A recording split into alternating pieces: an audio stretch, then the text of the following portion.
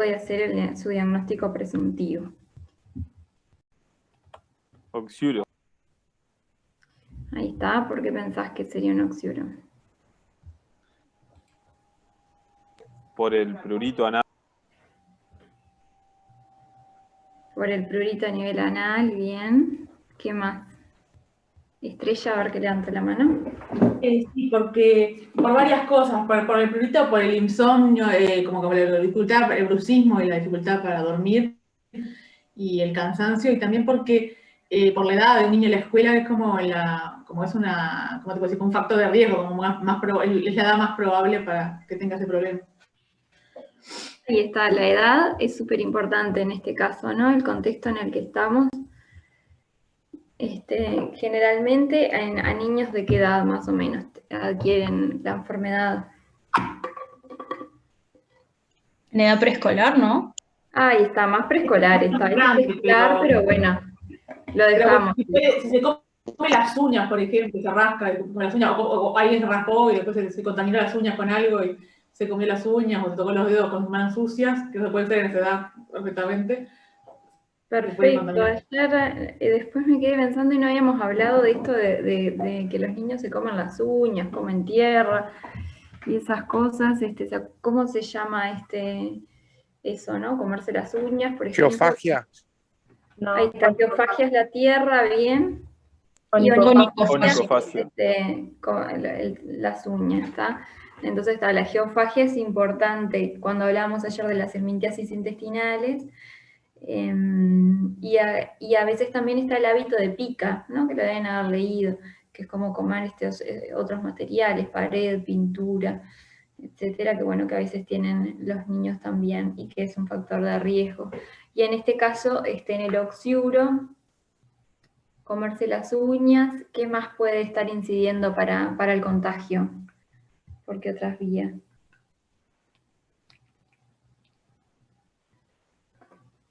¿La escuela? Bueno, la escuela del jardín ahí está, es como un factor de riesgo, ¿no? Porque es una enfermedad que es muy transmisible, poco transmisible. Una vez que tenés a alguien infectado, como que se pegan por todos lados los huevitos, ¿no? Entonces como que puede haber muchos fomites por ahí que si vos los tocás, se te queda en la mano, la uña después.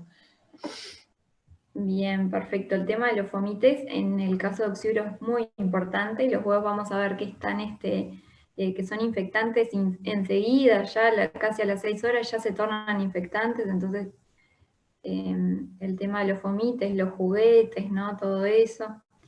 Bueno, ahora vamos a ver un poquito más. Había otra persona que levantó la mano y no, Fabián. Sí, yo quería decir que quedan las sábanas en la ropa, entonces, claro, cuando se va, bueno, o a volver a tender la cama y que uno como que cambie las sábanas, también estaría como dispersando todos los huevos por el ambiente.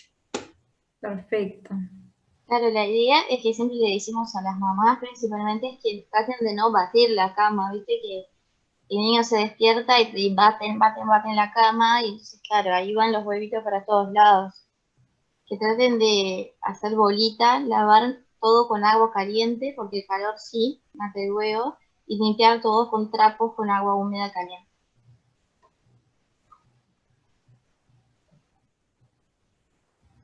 Bien.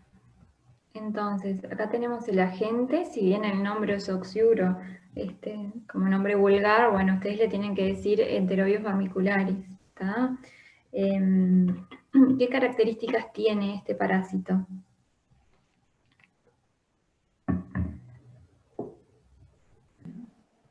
¿Qué tipo de parásito es?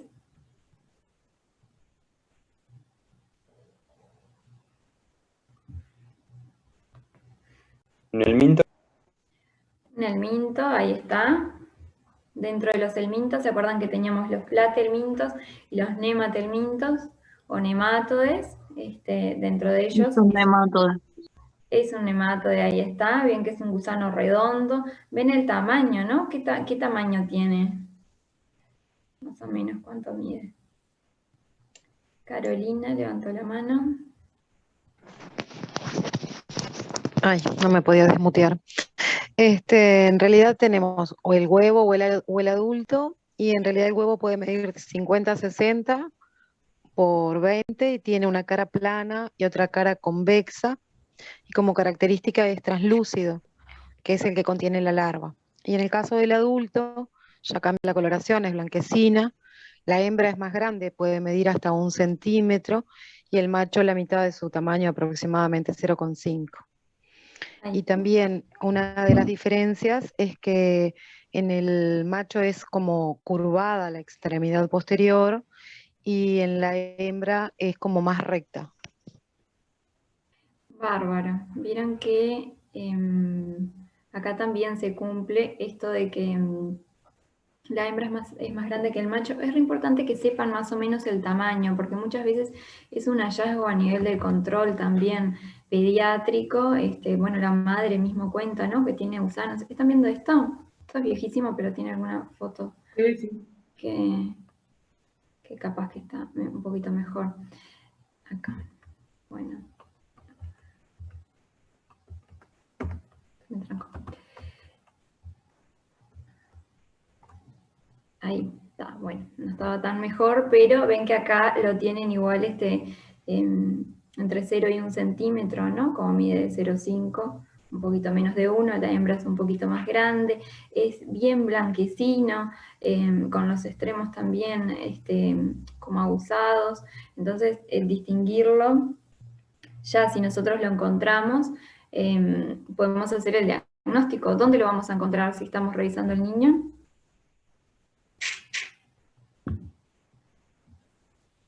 En el ano. Ahí está, bien perianal, perfecto. Entonces, bueno, Ella tiene la mano levantada.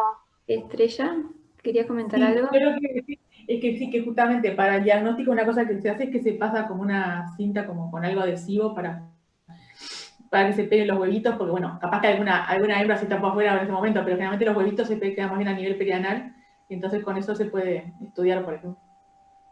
Perfecto. Ahí ven está, acá. eso te iba a preguntar, ¿no son en realidad los huevos lo que se encuentra en la zona perianal? Los huevos son microscópicos, ¿tá? Miden de 50 a 60 micras, entonces nosotros nunca lo vamos a ver a ojo desnudo, ¿tá? Los huevos los vemos en microscopio mediante una técnica que, como decía Estrella, es mediante la espátula adhesiva, ¿tá? Que se le pasa una espátula, puede ser una espátula comercial, que es bien chiquita, que tiene adhesivo de los dos lados de plástico, o si no se puede hacer casera con un bajalengua, pero colocando cinta adhesiva de los dos lados.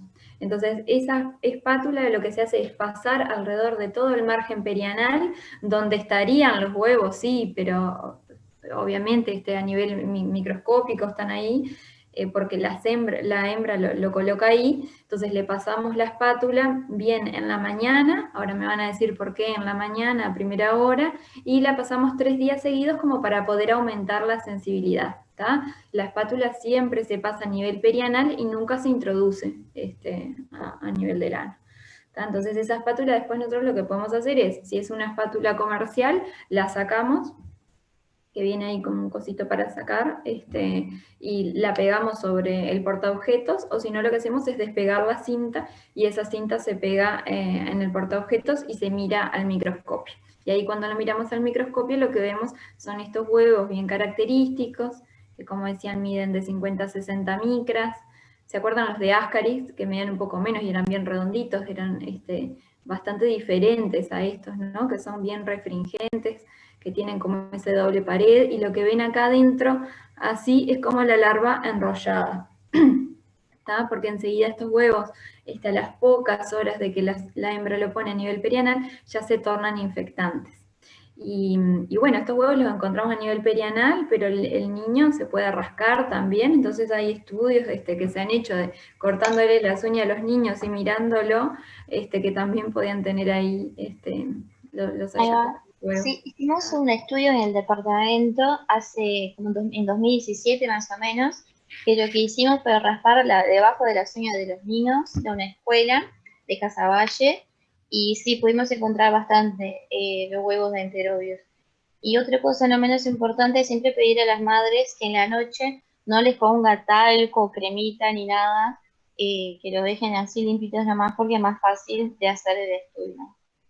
Y está Guillermo Vacino con la mano levantada. Yo quería consultar porque no me quedó claro del teórico, porque decía ahí que la hembra dejaba los huevos en el margen perianal por la maceración que sufría al pasar por el canal anal. Lo que no entendí es si la hembra muere al pasar y como que deja los huevos porque se desarma, vamos a decir, o si es que no entendí esa palabra maceración, si es que No, realmente... maceración es la maceración de la piel, que es como la piel, viste cuando mojas mucho, tenés mucho las manos en agua o la piel muy húmeda, que empieza a tornarse como bien eritematosa y da como una escama como blanca húmeda, eso es piel macerada que a veces puede estar, puede ser así a nivel perianal. Pero en realidad el mecanismo, ahora vamos a hablar del ciclo, para ver eso si no les queda como entreverado, pero el ciclo ven que también es monoxeno, ¿tá? Como vimos ayer, o sea, se realiza todo el ciclo del parásito a nivel de un solo hospedero, y ahí, a ver, Estrella, levantaste la mano, ¿querés contar el ciclo? Y yo lo que iba a decir es que las hembras cuando, bueno, no lo conté el ciclo, pero si querés también puedo decir, pero lo que iba a comentar es que las hembras, por lo que yo leí, como que mueren un poco después de poner los huevos, ¿no? Y Exactamente, las hembras paren los huevos a nivel perianal y luego se mueren. y después- El y macho los machos mueren antes cuando se puede copular, más o menos por ahí. Y por eso a veces puedes encontrar machos en las heces. Puedes llegar a encontrar alguno. Claro, con esa infección masiva sí se puede encontrar. Bien. Bueno, entonces, ¿cómo inicia el ciclo? Póngale un inicio.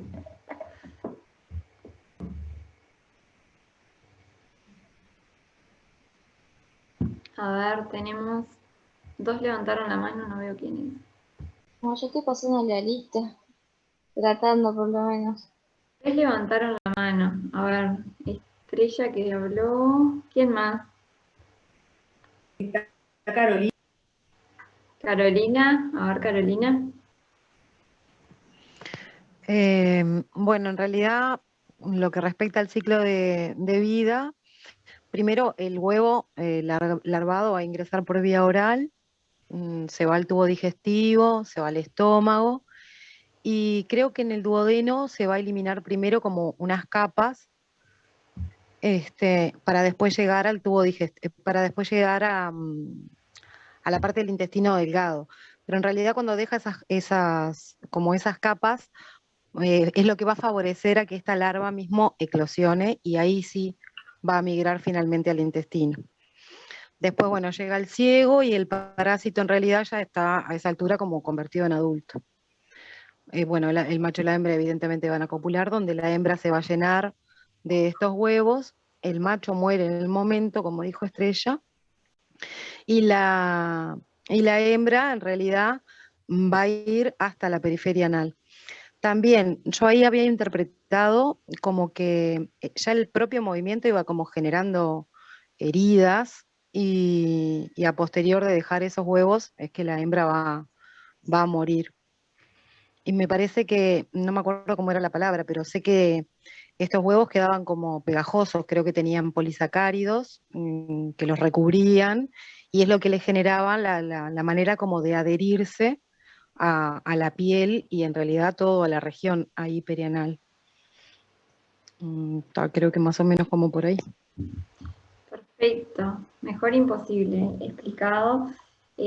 Recuerden que que el hábitat, ¿no? de ellos van a ser la zona bien a nivel del ciego, ¿no? Secoapendicular, y esto es importante porque a veces puede causar una complicación como es la apendicitis, ¿tá? Pueden irse para ahí y ocluir y bueno, ser una... Yo tenía esa pregunta porque leí como que era muy controversial.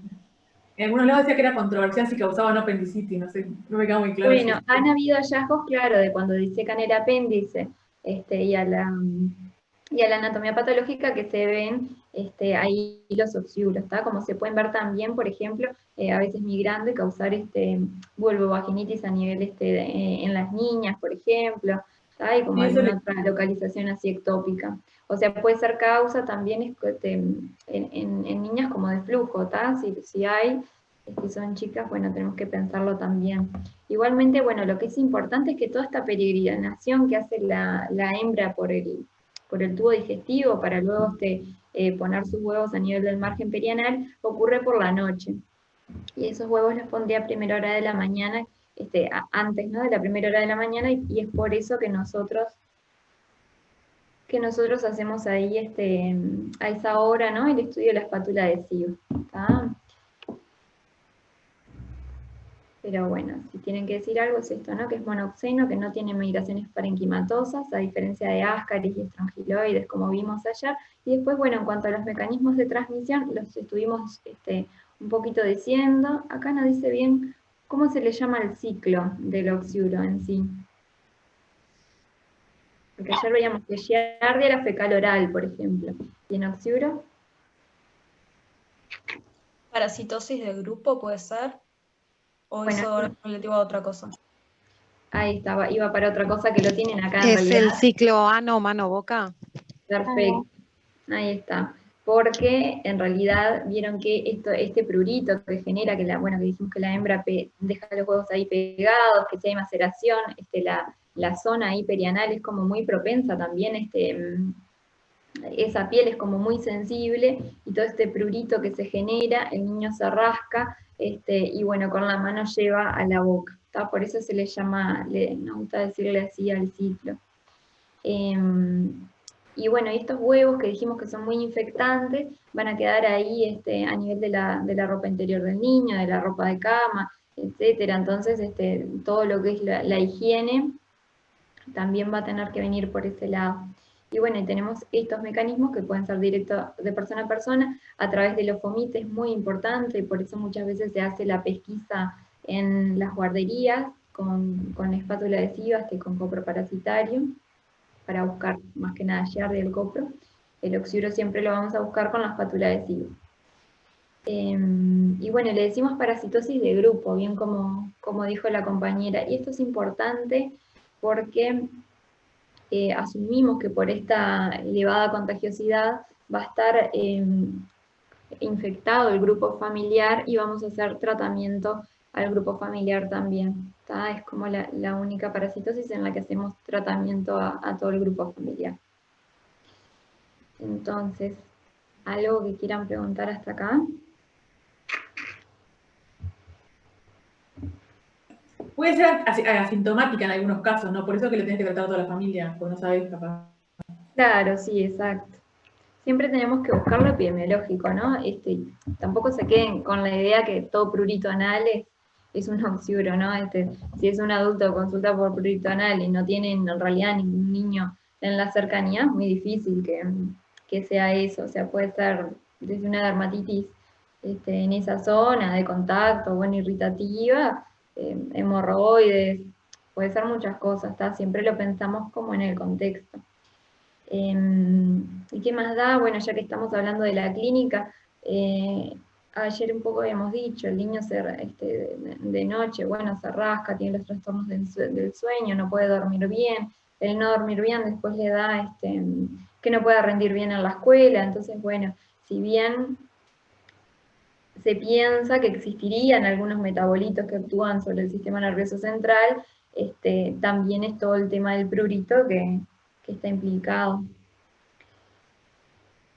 Y bueno, puede dar dolor cólico a nivel de fosa ilíaca derecha, ¿no? Cuando hay en realidad también muchos ejemplares, como decíamos. Eso porque está en el ciego, básicamente, lo del dolor ahí. Bien, entonces esto lo dijimos. Ahí no tenemos acá la fotito de las patas. También, perdón, no sé si lo dijiste, pero creo que era que aumentaba la probabilidad de generar apendicitis, ¿puede ser? Que en muchos casos de apendicitis se había encontrado estos parásitos dentro del Ahí apéndice. está. Sí, estuvimos hablando un poquito de eso.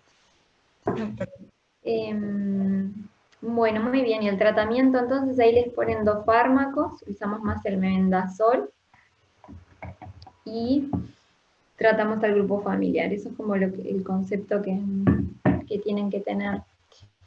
siempre el diagnóstico va a ser con la espátula adhesiva, porque el coproparasitario tiene una sensibilidad que es muy baja, ¿no? Porque los huevos van a estar bien a nivel perianal y no saldrían con las heces, si bien en algunos casos podríamos encontrar algún adulto, ¿no? Pero la espátula adhesiva es muy barata y bastante fácil como para hacer como método de diagnóstico. Bueno, bien.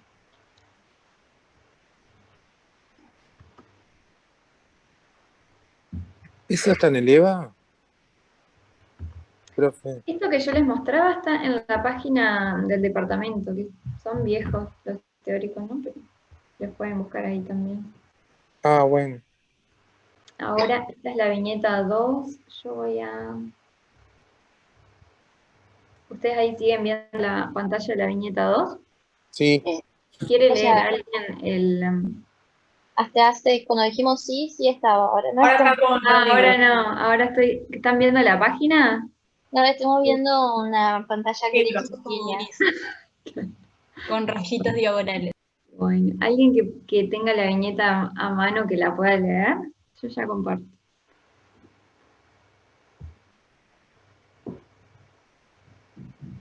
La viñeta 2.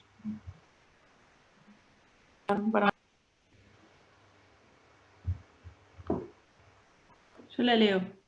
Trabajador rural de 56 años que consulta por expulsión reiterada a través del ano de elementos blanquecinos de 1 centímetro de longitud que se mueven activamente.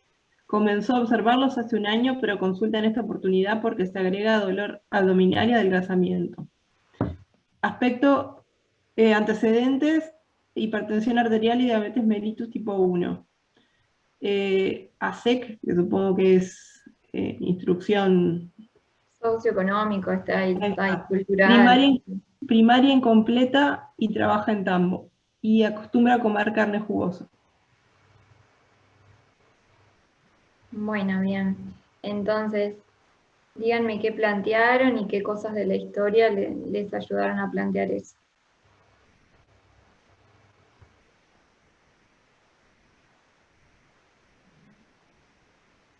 A ver, está Estrella y Lucía con la mano levantada.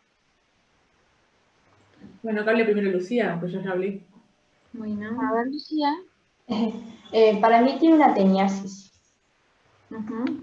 porque esos segmentos que él dice que expulsa, que son, que tienen movimiento, son los segmentos grávidos de la tenia, que expulsa los huevos, y eso es porque tiene una tenia a nivel intestinal, ¿no? Está expulsando los huevos, por eso se ven los segmentos. Por un lado eso.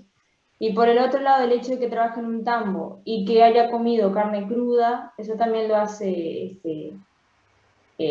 susceptible a una infección por una tenia vaginal. ¿Por qué el tema del tambo? No sé, porque lo hace un poco como el ganado, que capaz que por ahí, no sé, que tiene que ver con el ganado vacuno, y dice, y come carne cruda y ambiente de campo, y está. Está, como las faenas clandestinas. Sí. Está bien. Digamos, ahí me sale. El huésped el hospedero intermediario es, bueno, en el ganado vacuno, ¿no? Bueno, también puede ser, en el caso de taenia, ¿cómo se llama? Sí. Saginata, porque si no también tienen las oliva, que es el chancho, ¿no? ¿Y por qué dirías que sería una tenia saginata? Y bueno, porque acá no estamos hablando de carne de vaca, ¿no? Entonces, no carne de cerdo, entonces por eso nos hace pensar en saginata, pero en realidad son muy parecidas, tienen cosas diferentes, pero algunas cosas son parecidas. Por ejemplo, el tema de la expulsión de los... no sale el nombre de los pedacitos esos que largan con los huevitos. Es los flebótidos, ¿sí? ¿Cómo se llama? Eso, que se mueven y todo eso y tienen los huevitos adentro, es igual. La diferencia es que no tiene, como no tiene tantos los ganchos de la boca son diferentes, ¿no? Por ejemplo, y que te puede causar, la de los chanchos te puede causar quistes en los músculos que la otra no, en el humano. Si bien las dos causan eso en el ganado que afectan, digamos. Bien, está bien, pero primero, ahora vemos, pero lo primero podemos plantear en realidad, además de, bueno, de pensando cuál sería el hospedero intermediario, etcétera, por frecuencia en nuestro país, ¿no? Porque Tenia solium no tenemos nosotros. Y después, bueno, hay otras características que nos pueden ayudar. Ay, esto me carga muy lento, qué horror. ¿Se acuerdan? Bueno, si estamos planteando entonces una teniasis, ¿se acuerdan que las tenias teníamos siempre platelmintos, nematelmintos? ¿Cuál fue dentro de los platelmintos, se acuerdan que los diferenciábamos en cestodes y tremátodes? La semana pasada trabajamos un cestode, ¿cuál era?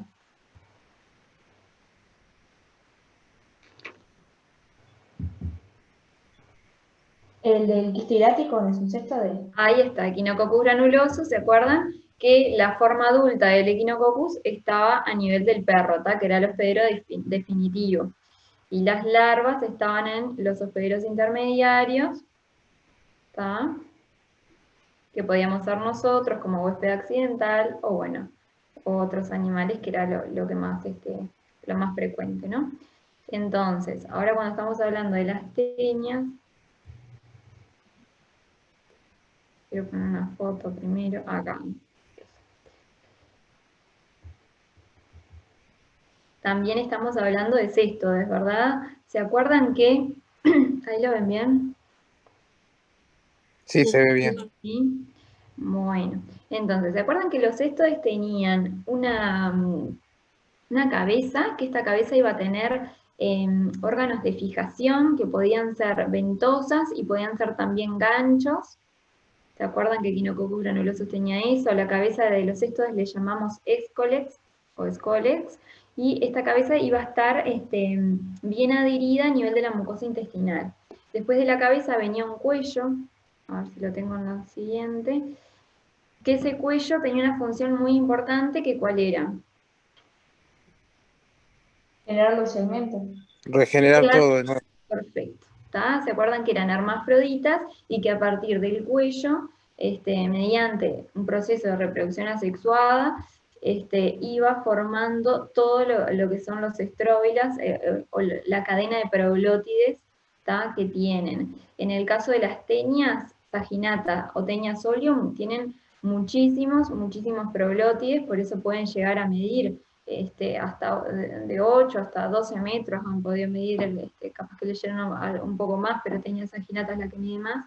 Ven todos estos, que son todos los proglótides, Entonces, el cuello como órgano regeneratriz que empieza a formar todo lo que es el cuerpo del platelminto, y que a medida que estos segmentos iban alejándose de lo que es la cabeza, iban madurando.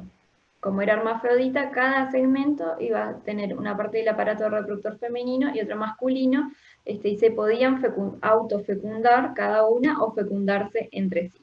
A medida que llegamos al final, iban más madurando y se iban a cargar de huevos esos úteros, involuciona todo lo que es el aparato masculino y lo que queda es un útero cargado de huevos. ¿Esto qué es? En realidad, esto es un segmento de los proglótides que nos ayuda a ver esto que es un vástago central y estas que son las ramificaciones uterinas. ¿Por qué nos importa? Porque en realidad nosotros, para poder hacer bien el diagnóstico de qué especie de tenia es, nos tenemos que fijar a nivel del proglótide y contar estas ramificaciones uterinas. Lo que ven ahí, ese pedacito, que es muy chiquito, ¿no? Mide más o menos 1 centímetro y algo, ahí parece grande, pero es finita en realidad la tenia. Lo ponemos entre dos portaobjetos y lo podemos poner a la luz. Eso está teñido ahí, pero a simple vista se puede hacer. Se pone a la luz entre los dos porta y ahí se cuentan las ramificaciones. Obvio no vamos a contar todo esto. Sabemos que Tenia solium tienen más o menos 9 ramificaciones o menos de 12, se dice. Esta ven que tiene pila, entonces si nosotros contamos, o sea, ya vemos todo esto, decimos que estamos ante Tenia saginata. En nuestro medio no tenemos Tenia solium, pero bueno, puede pasar que venga algún paciente de otro país o algo así, que tengamos que hacer el diagnóstico. Entonces siempre que nos viene una tenia, eso es lo que hacemos, aparte de, bueno, del diagnóstico, nosotros sabemos que este ejemplar adulto muy probablemente sea de Tenia saginata, por la forma también que tienen ahí se me tranca todo, por la forma que tienen los proglotis, que ven que son como más rectangulares, los de Taenia solium son un poco más cuadraditos, y la Taenia solium mide menos, generalmente puede medir hasta 5 metros más o menos. Pero obviamente nosotros cuando vemos la materia, esta es una Taenia que se expulsó bastante de los segmentos, ¿no? Pero muchas veces se expulsan los segmentos separados, entonces con ese segmento tenemos que manejarnos para hacer el diagnóstico. Entonces, un poquito esto en general de lo que son los adultos, y vieron acá los huevos, que los huevos eran iguales a los de Echinococcus granulosus que vimos la semana pasada. ¿Se acuerdan? Porque todos los huevos de la familia de Taenia eran iguales entre sí, no los podemos distinguir. ¿Tá? Y tienen esta corona radiada, por fuera está cubierta, y adentro, ¿qué tienen adentro los huevos? ¿Se acuerdan? El embrión. Ahí está el embrión, que tenía una característica particular. Hexacanto. Hexacanto. Perfecto, tenía tres pares de ganchitos, ¿está? El embrión hexacanto, o sea, con 6 ganchos en total. Entonces, en general, para que no se entreveren, estos eran los tratamientos intestinales que teníamos. Bueno, Taenia saginata, y Taenia solium son los que vamos a ver hoy, y Menolepis nana es otro agente de teniasis que es frecuente en niños, y bueno, Fasciola hepática, que es un trematode que ya vimos la semana pasada. Entonces, bueno, esto lo dijimos. ¿Qué significa que sea una ciclozoonosis?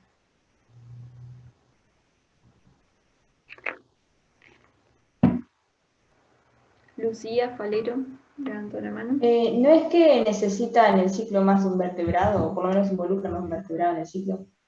Uh-huh. A ver, ¿alguien más? ¿Alguien más creo que levantó la mano?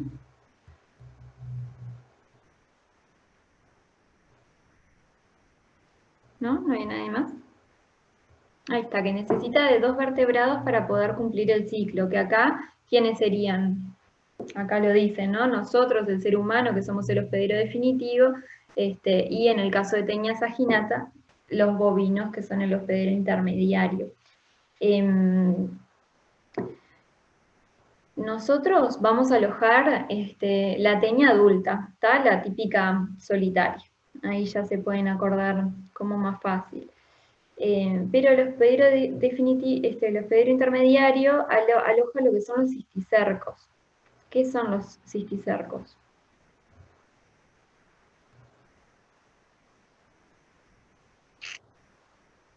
A ver, dijeron algo en el chat.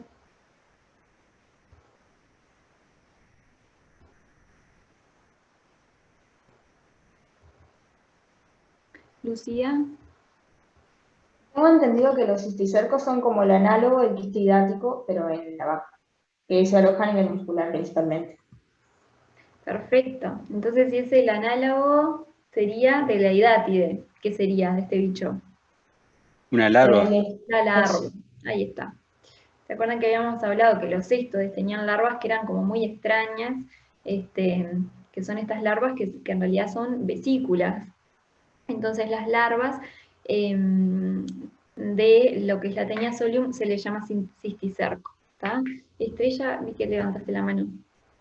Sí, no, yo lo que iba a decir, de que justamente que una de las diferencias que tenía la solium con la saginata es que en el caso de la solium, los cisticercos también pueden llegar a, por ejemplo, que se rompa, que alguno de los huevitos se pueda llegar a contaminar la sangre de la propia persona que tiene la Taenia solium, y puede llegar a tener quiste los humanos, en cambio en la Taenia saginata no. O pueden llegar a generar los cisticercos también los humanos, y en el caso de la saginata no. Bien, muy bien. Acuérdense siempre cómo, a partir de qué forma surge lo que es la otra forma evolutiva. O sea, siempre a partir del huevo, ¿qué va a salir después del huevo? Larva. La larva. La larva. Bien, entonces el que tiene que comer el huevo para alojar la larva, van a ser los bovinos, ¿está? Y después nosotros nos infectamos comiendo lo que sería la larva, porque es la larva lo que va a dar lugar al gusano adulto. ¿tá? Es como al revés de lo que sería el ciclo del quistidático, pero bueno, acuérdense así, que el adulto tiene que salir de una larva y la larva va a salir de un huevo. ¿sí? Entonces, si queremos empezar el ciclo de alguna manera, ¿cómo contarían este ciclo?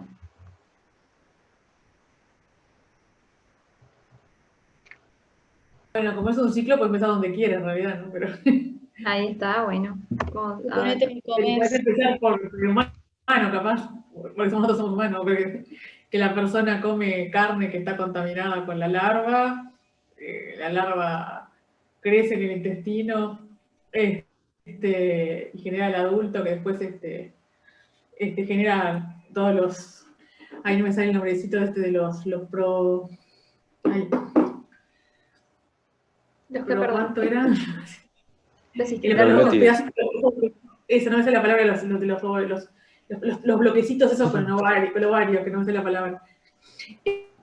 Bueno, y después pone eso, que después se generan los huevos, y después eso se contamina, lo que fuese alguna planta o algo, y el bovino come eso con los huevos, y entonces ahí se generan los cisticercos en el bovino, que a su vez esa carne contaminada la vuelve a comer otra persona y así sucesivamente.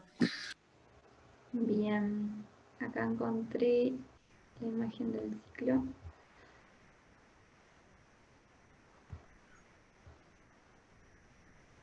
Van a ver mi pantalla de Google. Oscar levantó la mano. Decime, Oscar. Sí, la saginata también o sea, uno de los huéspedes puede ser el cerdo o...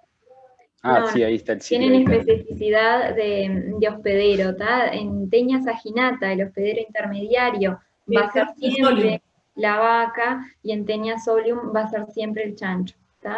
Ah, ok. Hay una particularidad que, bueno, nosotros en nuestro país no tenemos Teña solium, pero sí hay a nivel de otros países de acá de Latinoamérica, ¿tá? Entonces, bien, acá está como bien fácil, el ciclo en el humano es fácil, o sea, nosotros nos contagiamos comiendo lo que son las larvas, los cisticercos que ven que son bien como vesículas, que adentro tienen, ¿qué tienen adentro?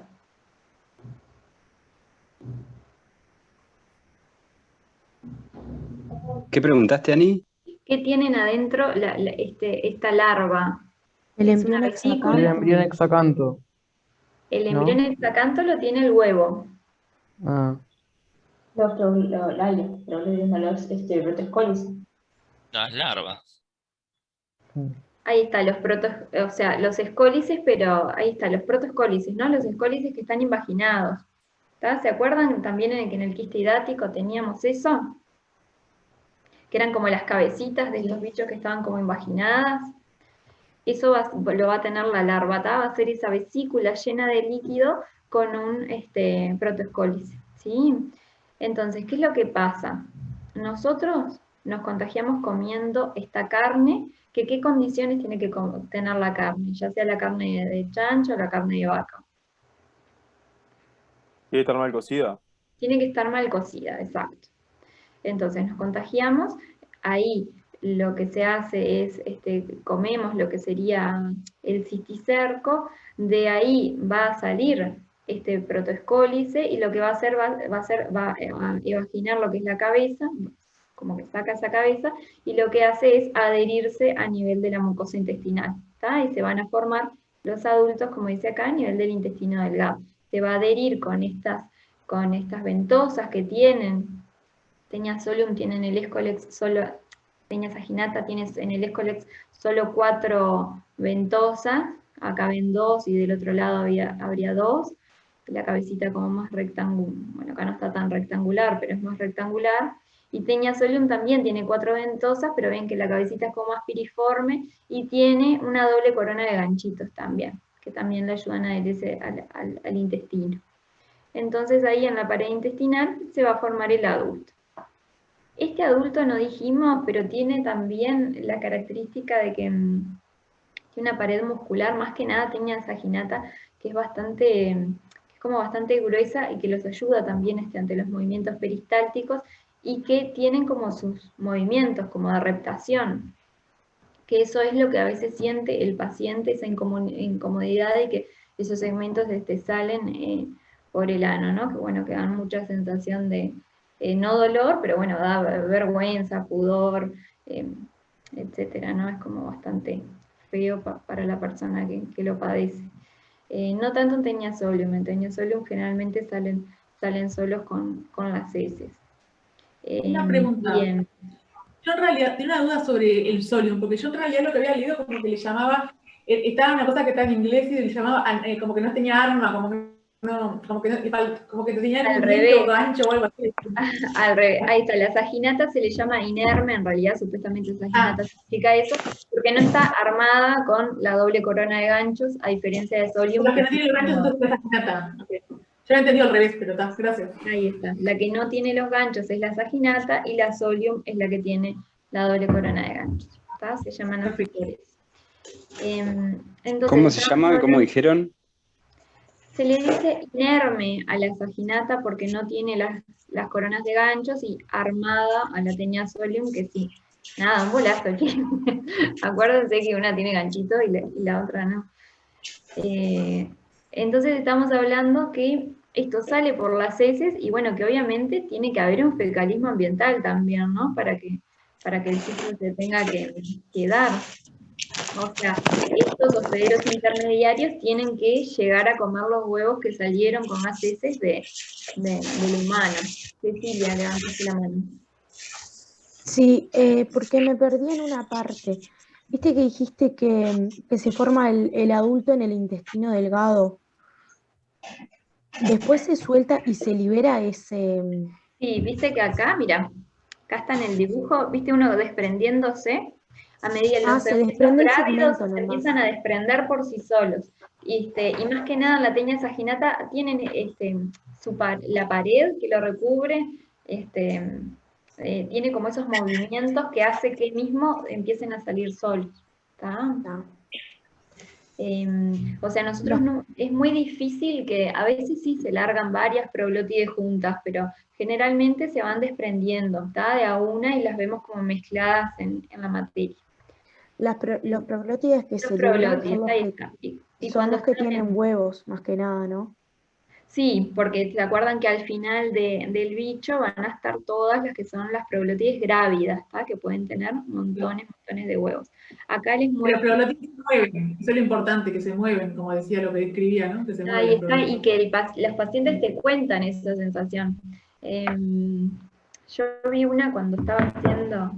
Hace años, cuando estaba haciendo el internado en el interior, era una mujer tendría 50 años por ahí, y claro, llegó con el relato tal cual, y con la materia, ¿no? A la emergencia del interior, que la usan para hacer esa consulta, pero bueno, no había nadie consultando, y fue la mujer, y era, y era una Taenia, ¿no? No había chance, y te contaba bien todo lo que le daba pila de vergüenza, ¿no? Sacarle también eso del interrogatorio fue como bastante difícil. Ven acá, les muestra lo que son las proglótides, grávidas, como el útero tiene las ramificaciones, que son estas, y ven que las proglótides de Taenia solium son más cuadraditas, y las de saginata un poquito más rectangulares, que eso también nos ayuda a distinguirlas. Acá tenemos la imagen de los huevos, estos huevos que tienen el embrión hexacanto, que cuando salen, nosotros podemos hacer diagnóstico, ¿no? En el coproparasitario también, si vemos estos huevos, o sea, no solo tenemos que ver las proglótides macroscópicas, sino si tiene huevos, bueno, sabemos que tiene una Taenia. Está bueno ver las proglótides porque confirmamos qué tipo de Taenia es, pero bueno, sabemos que en nuestro medio tenemos la Taenia saginata, y que bueno, que estos huevos en un contexto van a estar contaminando el ambiente, donde van a estar los animales, bueno, si es en la tierra, ¿no? A nivel del pasto, todo eso, el agua, ¿no? Que comen, si hay fecalismo ahí, y ahí, ¿qué va a pasar? Siempre los hospederos intermediarios, como dijimos, se van a contagiar comiendo un huevo, y del huevo se va a desarrollar la larva. No sé qué están, si alguien tiene una pregunta en el chat, me parece que no está Camila, me la... No, está Camila, si está hablando No, ya volví. Ay, pobre. Y no, me preguntaba más que nada por los síntomas que había relatado la paciente del internado y sobre la lista.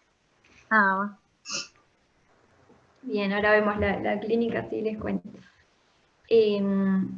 Entonces, estos huevos, dijimos que los va a comer el hospedero intermediario, ya sea la vaca para la Taenia saginata o el chancho para la Taenia solium, y este huevo a nivel intestinal lo que va a hacer es romperse, ¿no? Cuando va por el estómago, que pasa el duodeno, todo ese cambio de pH, se rompe y se libera este embrión hexacanto que tenía los ganchitos, que lo que va a hacer es abrirse paso a través de la pared intestinal y se va a diseminar por el resto de la circulación. Y se va a ir a alojar más que nada a nivel de los músculos, pero se puede alojar también en varios órganos, que después vamos a ver lo que es la cisticercosis en el humano en la semana de neuro. Así que en eso no se enreden mucho ahora. Lo que sí van a estar a nivel del músculo, y ahí cuando llega ese embrión hexacanto se empieza a desarrollar y se empieza a convertir en la larva, que es toda como esta vesícula llena de líquido que va a tener ese escólex invaginado ahí, que va a estar como esperando que lo coma un hospedero definitivo para poder desarrollar el gusano adulto, ¿sí? Algo más les iba a decir y me olvidé. ¿Alguna duda del ciclo? ¿Oscar? Yo tengo una duda que no es del ciclo, Sí. y que creo que es un bolazo, pero te lo voy a preguntar igual porque así no me quedo con la duda. ¿Cisticercosis es porque es un cesto el gusano o Ahí está, esto les hay iba a otro hablar. tipo de... No, cisticercosis le decimos a la enfermedad causada, a la parasitosis causada por los cisticercos, ¿tá? Por los Propiamente por los cisticercos de Taenia solium, ¿tá? Pero el cisticerco en este caso sería es la larva. Es la larva, ahí va. Es la larva. Está, impecable, O sea, gracias. Por ejemplo, los hospedero intermediarios, o sea, las vacas y los chanchos, lo que tienen es cisticercosis, no tienen teniasis. Teniasis tenemos nosotros, porque alojamos el hospedero adulto. ¿Qué pasa en los animales? Bueno, solamente, o sea, van a tener, no solamente pobres, pero bueno, van a alojar lo que son los cisticercos y tienen la enfermedad llamada cisticercosis. ¿Qué pasa con la Taenia solium? Bueno, en este caso nosotros podemos ser hospedero definitivo y podríamos también infectarnos con los huevos y desarrollar cisticercosis. ¿Tá? Eso puede pasar con la Taenia solium, y estos cisticercos no solo se van a alojar a nivel del músculo, sino que es más frecuente que vayan a otros órganos y es muy frecuente que vayan, por ejemplo, al sistema nervioso central, ¿tá? Y que causen sintomatología ahí, o puede ser a nivel ocular, o bueno, se han descrito en varias localizaciones. Entonces, tenemos dos enfermedades, ¿no? Lo que es la teniasis, que es la parasitosis causada por la Taenia adulta, ya sea de Taenia solium o Taenia saginata en el ser humano, que es el hospedero definitivo, que alberga el parásito adulto, y por otro lado tenemos la enfermedad cisticercosis, que es la causada por la larva de la Taenia, que va a ser la enfermedad que van a tener los hospederos intermediarios, o que podemos tener nosotros también en el caso de Taenia solium, ¿tá? Que no es la idea de hoy que la veamos en profundidad, sino que lo vamos a nombrar medio por arriba cuando veamos veamos la semana del sistema nervioso central, porque pueden causar síntomas a nivel del sistema nervioso, porque todas estas vesículas empiezan, crecen, y bueno, justamente es un órgano noble y nos pueden comprimir alguna estructura y generar síntomas. ¿Qué pasa con la larva alojada a nivel del tejido? Puede vivir varios años, justamente esperando ser, ¿no?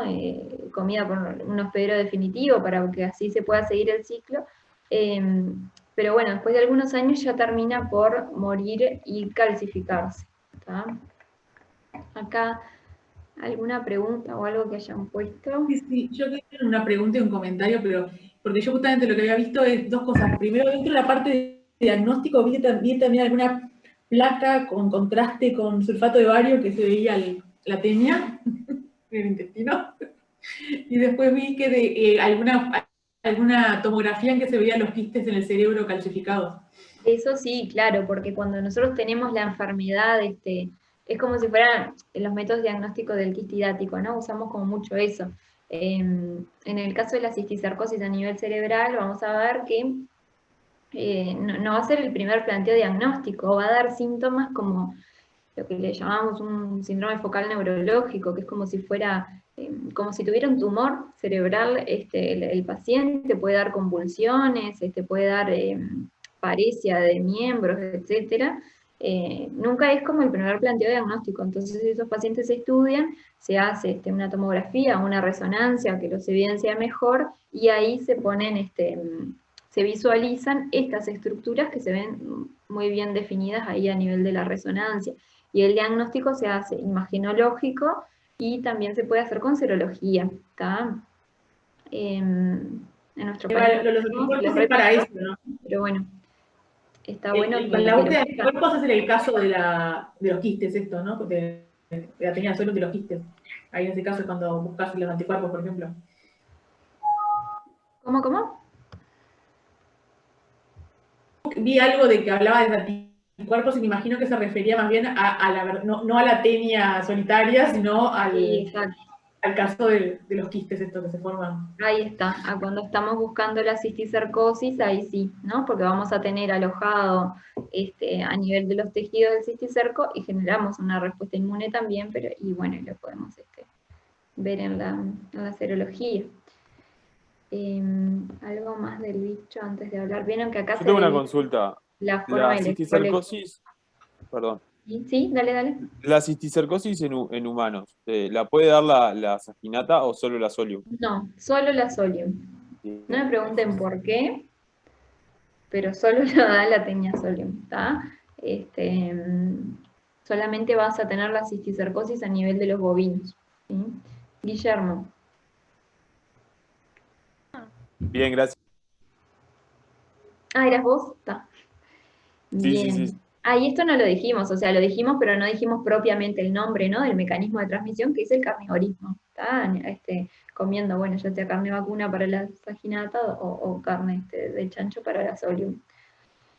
Y esto, bueno, un poquito de la patogenia, que no es tan compleja tampoco. Los mecanismos toxialérgicos, esto que hablábamos también del prurito nasal y eso que veíamos, por ejemplo, en el oxiuro que se podía ver, también en la saginata se da. A veces la gente antes te decía, te pica la nariz, tenés parásitos, y bueno, más que nada por esto. El mecanismo exfoliador de la sustracción de nutrientes, eso se ve, ¿no? Y se traduce clínicamente como este adelgazamiento que presentan los pacientes, que siempre decimos que son pacientes que comen mucho y que no engordan. No es tan así tampoco, ¿no? Pero sí, se ve. Y bueno, el irritativo por la adhesión del Escolex es ínfimo comparado con todo lo demás. Después puede dar dolor abdominal inespecífico, como tenía esta paciente que vi, pero lo que siempre relatan los pacientes en tenia saginata es la expulsión de los proglótides, de estos proglótides que pueden reptar. ¿Alguna pregunta ¿ya han puesto? La duda de los detalles de bien cómo es el coproparasitario, si se lo vamos a ver o no. Bueno, el coproparasitario es igual al que vimos ayer. Hacemos un método de concentración, de sedimentación, que dijimos el método de Ricci. Lo que se hace es, a la materia fecal se le agrega suero, eso se homogeneiza, se lleva a la centrífuga y nos quedamos con el sedimento. Después de otros pasos que no importan, pero lo que miramos es ese sedimento al microscopio. Y lo que vamos a ver son estos huevos que, como dijimos, son huevos de tenia, y no podemos saber si son de saginata o de solium, ¿tá? Por frecuencia vamos a decir que acá son de saginata, y obviamente si esta materia que nos trajeron, nosotros le vamos a buscar a nivel macroscópico que no tenga los proglótides, ¿tá? Porque generalmente los tienen. Entonces vamos a mirar ese proglótide, como les decía, lo vamos a poner entre portaobjeto y portaobjeto, lo vamos a mirar a trasluz y ahí podemos contar las ramificaciones uterinas y decir, bueno, estamos ante tenia saginata. ¿sí? Perfecto. Pero bueno, el diagnóstico se basa en eso, no es ni muy complejo y es súper barato de realizar también. Una pregunta. Sí. ¿Cuántas eran las ramificaciones uterinas de este proglótide de la taenia saginata? Y De bueno, 9 a 12, ¿no? varían. Ahí está, siempre decimos que menos de 12 tendría que tener, más de 12 tendrían que tener para hacer tenia saginata, ¿tá? Tenia Bien. solium tiene menos ramificaciones, generalmente tiene 9 por ahí. No importa, pero es para que tengan idea que nosotros más o menos viendo los pedazos podemos saber si es una o si es la otra. Bien, lo que tienen que tener claro son como estas cositas, ¿no? ¿Cómo nos contagiamos, ¿no? Por esto del carnivorismo, nos contagiamos comiendo lo que es el cisticerco, la larva, que en nosotros siempre se va a desarrollar el gusano adulto porque somos el hospedero definitivo, y que el hospedero intermediario va a tener la fase larvaria que se llama cisticerco, ¿tá? Eso es como las cosas más importantes, y entender, ¿no? Bien el ciclo. Y que no dijimos en este caso, pero es un ciclo que es heteroxeno, ¿tá? A diferencia de, por ejemplo, el que vimos recién de Oxyuro, que es un ciclo monoxeno, o sea que se da en un solo hospedero. En este caso necesitamos de 2 hospederos para que se dé el ciclo de la tenia. Esto es así siempre, ¿sí? O sea, le llamamos ciclo heteroxeno. Y que es una zoonosis, obviamente, que es otra, ya lo dijimos. Y bueno, no tienen mucha más complejidad. Son las 9. No sé si tienen más preguntas o quieren hacer así como un repasito de toxo, como ustedes quieran. Y bueno, vamos a hacer. Después la droga entonces es el praziquantel, ¿no? Sí, detalle. El praziquantel en dosis única. ¿Se acuerdan que a los perros les dábamos praziquantel para matar el Echinococcus? A nosotros también, obviamente que formulación de uso humano. Y es una dosis única, ¿tá? Le damos solo una vez. Creo que eran como 10 miligramos kilo en adulto por ahí.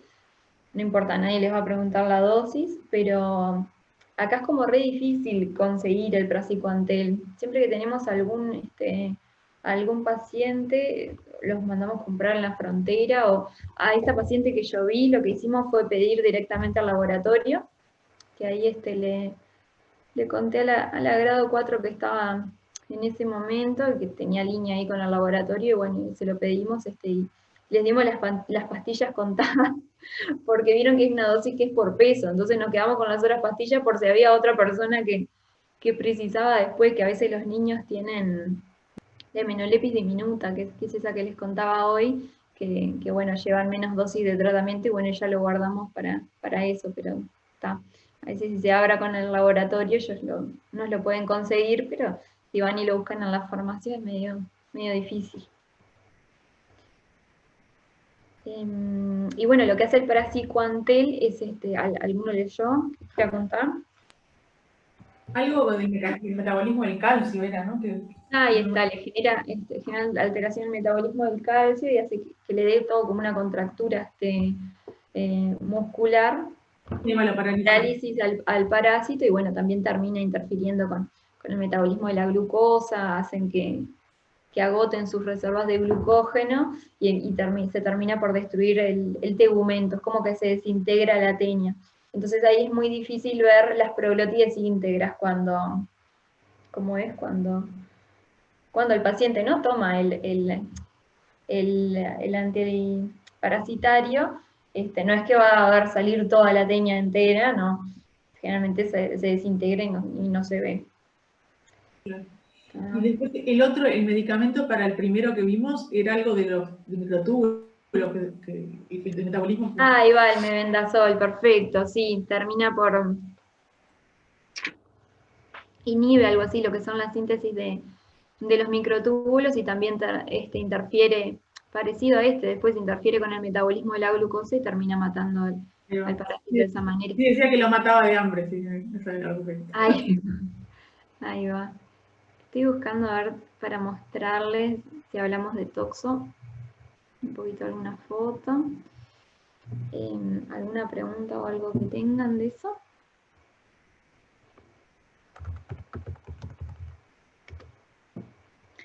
Bueno, podemos empezar igual a hablar un poco. ¿Qué tipo de parásito es Toxoplasma gondii?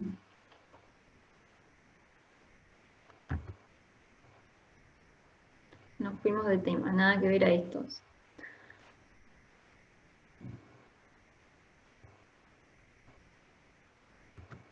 ¿Me escuchan? Sí, se escuchan. ¿Se escucha? Sí. Es un protozoario. Ahí está, es un protozoario, ¿no? Un ser unicelular, eucariota, que tiene algunas características particulares. Vieron que es distinto. No es ni flagelado, como los que hemos visto, ni es una ameba. Es otro tipo de parásito, de protozoario. ¿Se acuerdan cómo se llama?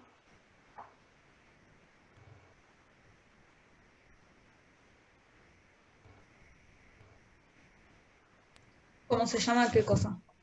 ¿Qué tipo de protozoario es? Porque no es ni un flagelado, ni una ameba. Dos participaron, levantaron la mano. ¿Quién? Tres. A ver por orden de llegada, ¿quién levantó?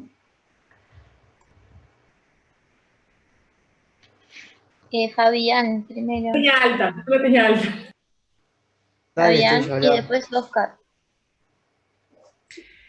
Yo lo que tenía anotado acá es que era un protozoario coccidio y la pregunta era qué significaba que fuera coccidio, porque después decía que era el género ampicomplexa por ese complejo apical súper especializado que tiene para poder unirse y poder penetrar en el huésped.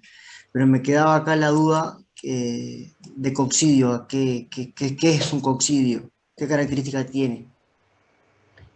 Perfecto, bien. ¿Eras Fabián o Fabián? ¿Quiere decir algo más? No, era eso nomás. Ah, bárbaro. Acá tenemos. Ahí se ve horrible, este se ve mejor. Bien, entonces esta es la morfología del toxoplasma. Como bien dijeron, pertenece a la familia de los apicomplejos porque justamente tiene este aparato apical, que está formado por diversos organelos que van a ver, no importa cómo se llaman, pero lo que hace es permitirle entrar a la célula, ¿tá? Porque va a tener fases intracelulares, ¿sí? Entonces, por medio de este complejo fecal se ayuda a entrar a la célula y luego va a tener distintos modos de reproducción ahí a nivel intracelular. ¿Cuál es el tema de los coccidios? Los coccidios justamente son una subclase dentro de los apicomplexa que tienen distintas formas de reproducción. Por ejemplo, tienen formas de reproducción sexuada y asexuada, que ahora vamos a ver. ¿Se acuerdan que ayer hablamos yo les conté un poquito de Ciclospora cayetanensis, que era un protozoario, coccidio, gente de las diarreas del viajero, y que les puse el ciclo y les dije que era como muy complejo? Bueno, es un ciclo muy parecido ahora al de toxoplasma, que es un ciclo que en el hospedero definitivo cumple fases de reproducción asexuada y sexuada, ¿tá? Entonces eso es bien característico de los coccidios, y también que tienen fases de resistencia en el ambiente que tienen que esporular, que tienen que madurar un poquito y esporular para poder hacerse infectantes. Pero bueno, ahora lo vemos bien a todo eso para que no se entreveren. Entonces, Toxoplasma gondii lo tienen acá, es el agente de la toxoplasmosis, que es una zoonosis parasitaria, que es súper importante, que es cosmopolita, o sea, está a nivel mundial. Nosotros tenemos una prevalencia que es bastante alta, de más o menos más de la mitad de todos nosotros estamos infectados con toxoplasma, y que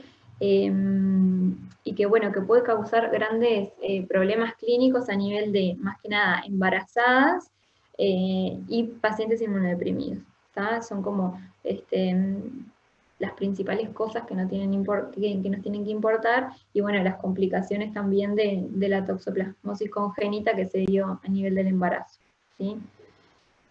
Entonces, a ver si tenemos acá. Y acá, esto es lo importante.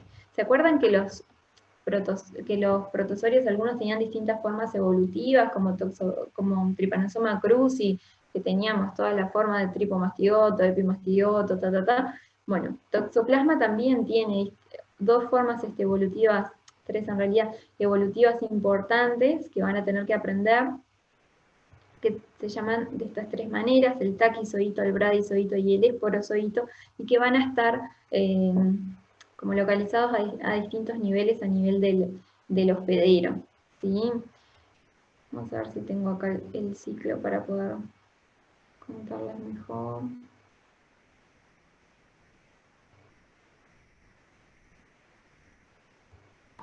Bueno, como dijimos, el hospedero definitivo en el caso de Toxoplasma, ¿cuál va a ser?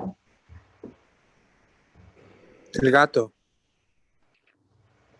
Ahí están los felinos. Entonces, ¿por qué? Ay, perdón. ¿Por qué le llamamos hospedero definitivo? En el caso de los protozoarios, pues se acuerdan que en los helmintos era quien alojaba el parásito adulto, el gusano adulto, y en el caso de los protozoarios, ¿cuál es el hospedero definitivo? Fabián.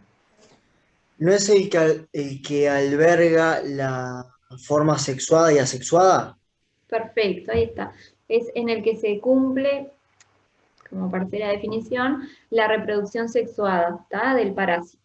No todos los protozoarios tienen reproducción sexuada, ¿no? Vimos que Giardia, por ejemplo, tenía solamente la reproducción asexuada, pero cuando tienen, que son este tipo de coccidios que tienen la reproducción sexuada, el que en el hospedero en el que se da ese tipo de reproducción es el que llamamos hospedero definitivo, ¿tá? Que en este caso son los felinos.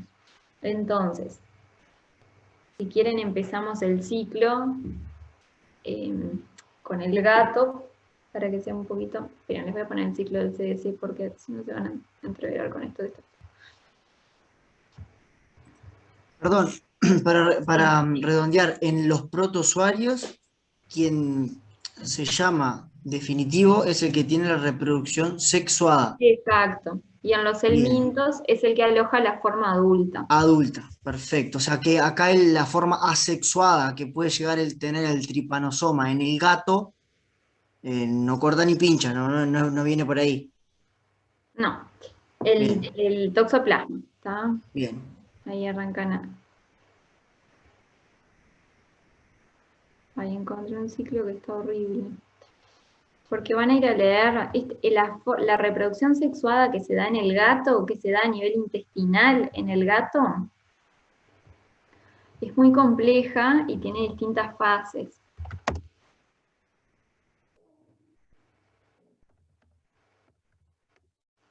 ¿Cómo se infecta el gato? ¿Comiendo qué?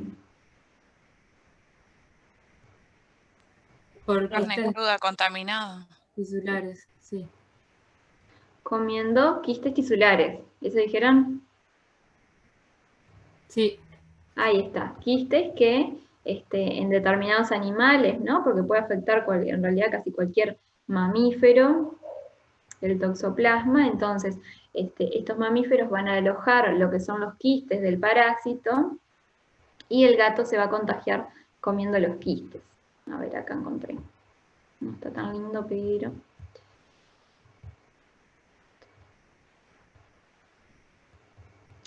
Entonces. Igual también se puede contaminar por oquistes esporulados. También, ahí está. Ahí va. Bueno, entonces pongámosle que el gato se comió un ratón que tenía los quistes de toxoplasma a nivel muscular, por ejemplo. Entonces, el gato cuando come esos quistes, de este quiste se van a liberar los toxoplasmas que habían ahí, que se acuerdan que dentro del quiste les vamos a llamar bradizoítos porque tiene una reproducción lenta. Cuando hablamos de bradizoíto y taquizoíto, son en realidad formas vegetativas del toxoplasma.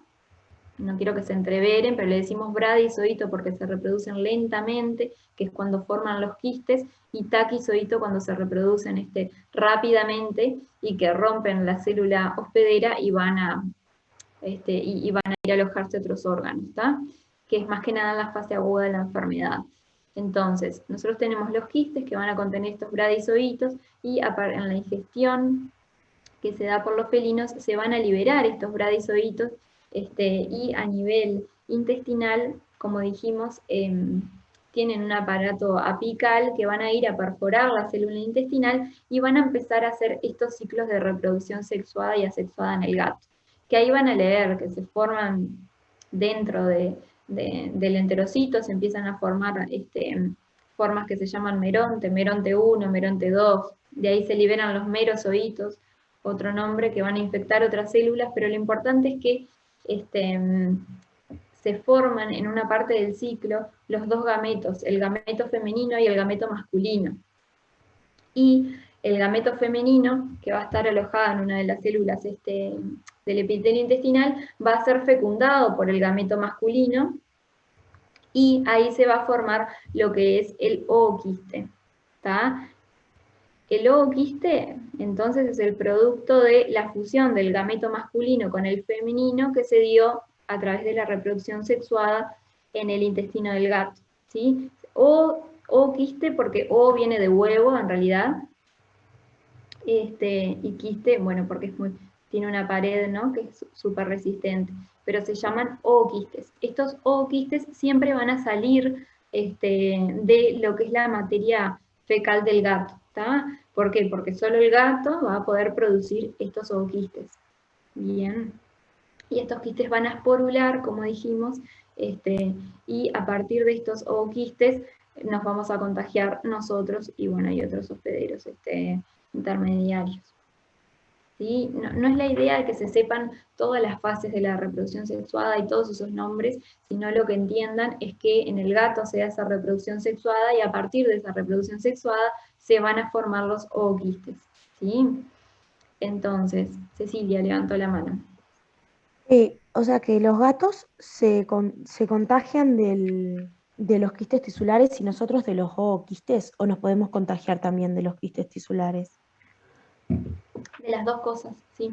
Por eso es importante en la prevención, que ahora lo vamos a ver, pero nosotros tenemos que, estos que salen con la materia fecal del gato, van a contaminar, bueno, obviamente, acá está el arenero del gato, ¿no? Si nosotros manipulamos las heces del gato, vamos a estar en contacto con los ooquistes, van a ir a contaminar el agua, que sea no potable, bueno, van a ir a contaminar las verduras y los alimentos, ¿sí? Entonces, a modo de prevención, siempre en la toxoplasmosis, y lo que le tienen que decir a las embarazadas que son seronegativas para toxoplasma, tienen que decirle que laven bien la verdura y la fruta por arrastre, y que traten de no manipular las heces del gato, que esto del mecanismo, el porcentaje de transmisión por el contacto de las heces del gato es muy bajo, no sé, creo que menor al 1%, porque generalmente la infección en toxoplasma en el gato se da a temprana edad en los cachorros gatos, y en realidad ellos eliminan ooquistes por un tiempo, que no me acuerdo si eran 20 días, pero es un tiempo que es corto y que después los dejan de eliminar, ¿tá? Entonces, decirles a las personas, obviamente les vamos a decir que tengan cuidado, que no manipulen directamente las heces del gato, etc. Pero bueno, lo principal es la correcta higiene de los alimentos, el agua obviamente embotellada, y después también la cocción de los alimentos, porque en la carne cruda o semicruda pueden estar los quistes, y también nos podemos infectar con estos quistes, ¿sí? Entonces, y eso es el principal mecanismo de contagio que tenemos nosotros, con la carne mal cocida y con la mala higiene de los alimentos y, bueno, y el agua. Entonces le vamos a decir que tampoco esté manipulando mucho la carne cruda, que no coma fiambres o todo lo que son los embutidos que no sean cocidos, ¿tá? Eso es muy importante. Más que importante que echar al gato de la casa o eso.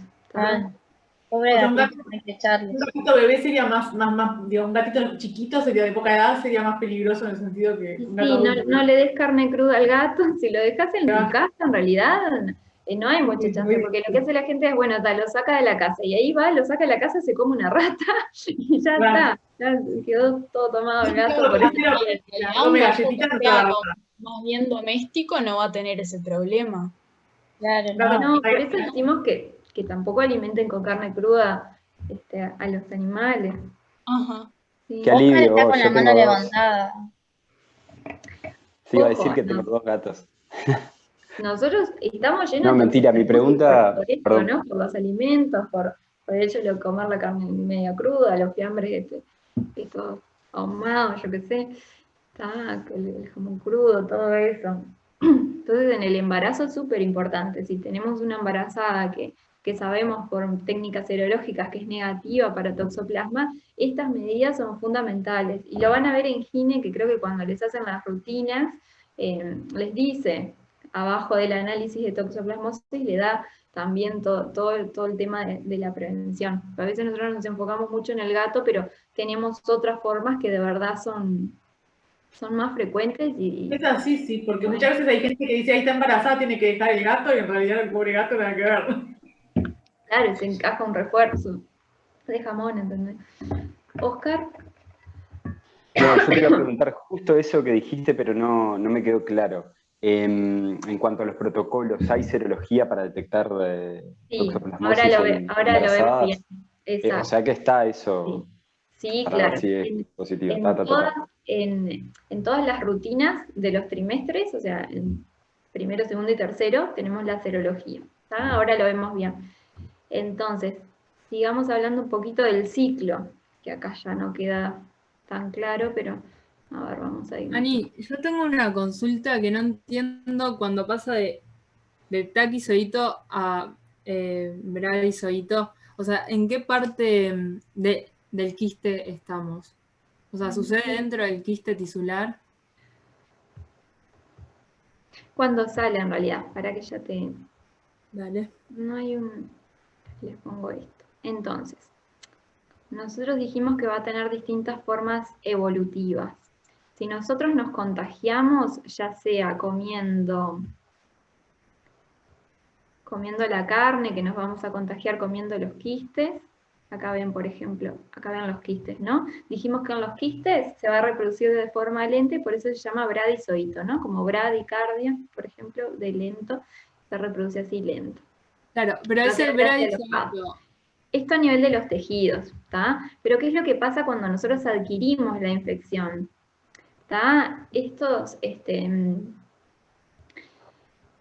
formas evolutivas, ahí no me sale, el trofozoito de toxoplasma que va a salir a partir de, ya sea cuando nosotros ingerimos el quiste, que se rompe la pared, todos estos bradizoitos ahí, por ejemplo,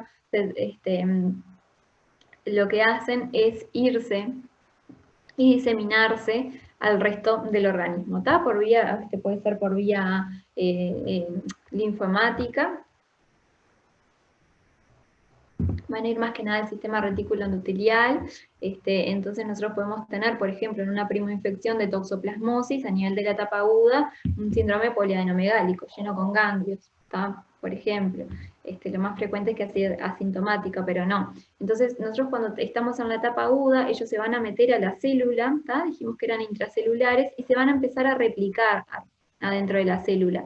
Se van a replicar, van a ver que tienen un mecanismo que es de replicación que es particular, que es esto por endodiogenia, que es como si fuera una brotación a partir de la célula. Es un tipo de reproducción asexuada en realidad, que a partir de la madre surge otra, de la célula madre surge otra célula hija, pero es como si fuera un brotecito adentro de la célula madre, no importa. Pero se empiezan a reproducir a nivel de la célula, pero estos, cuando están en fase aguda, se van a reproducir de manera rápida, ¿está? Entonces por eso le vamos a decir que se llaman taquizoítos. Esto en algún momento se rompe y ellos empiezan y vuelven a invadir otras células, ¿está? Del organismo. Hasta que llega un momento que nosotros empezamos a generar una respuesta inmune propia, ¿no? Con anticuerpos, etc. Y todos esos mecanismos van a hacer que el parásito vaya y se empiece a alojar en órganos,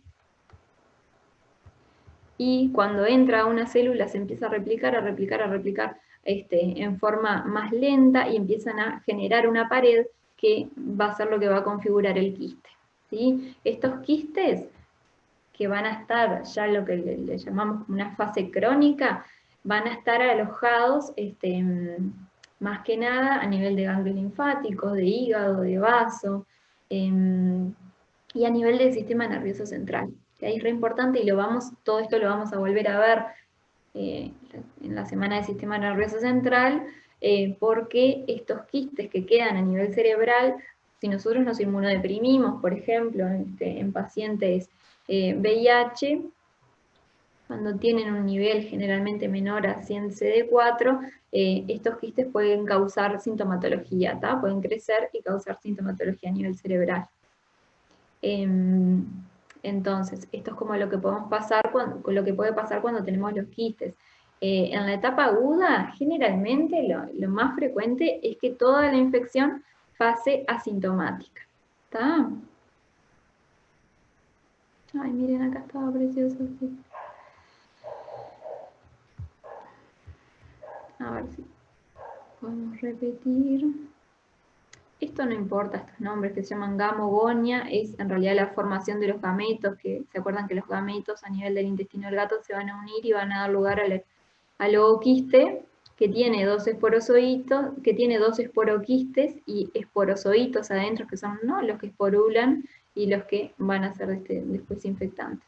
¿Tá? Pero eso no importa que se aprendan bien todos esos nombres y las cosas que dan. Hay una parte de la diapositiva donde hablaba del diagnóstico y habla de las técnicas, o sea, donde se buscan los anticuerpos.